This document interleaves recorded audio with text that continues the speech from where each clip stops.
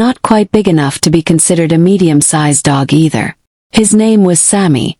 Sammy spent his time either outside or in a specific area of the house. He was not allowed into the main portions of the house because he was frankly, incredibly hyper and destructive. I'd seen this dog clear a 4-foot fence at a dead run just to try to chase down another dog someone was walking on the sidewalk in front of the house.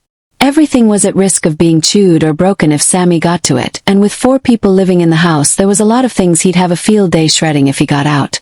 We'd all gone out one day, and when we'd gotten home we'd found Sammy had gotten out of his area. We immediately went in search of what he may have torn up in his time of having full run of the house. We'd been gone long enough that we expected to find all sorts of damage, but of all that he could have gotten hold of for all the time we'd been gone the only thing touched was that doll, and the only thing he'd done was chew her face off. Years later when I had my own home my mom brought me that doll in a trash bag and suggested that maybe I might be able to find someone who could restore her.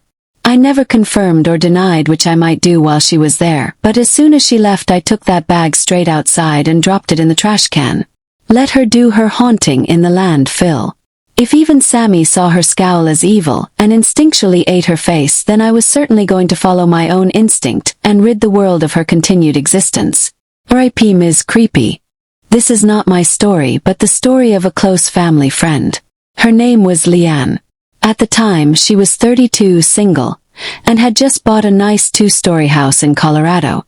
She had heard talk of her new house being haunted, but she didn't think much of it.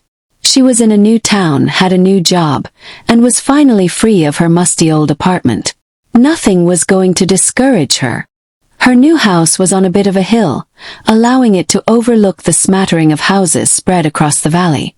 Each house had at least a couple 100 feet of space in any direction, which Leanne adored.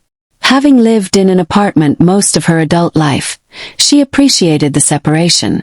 She started moving her stuff in August. She chose a room on the main level to be her bedroom because of its large window overlooking the valley, but decided that it would be too small for her 2 most prized possessions, her piano and her parrot, Nibbles.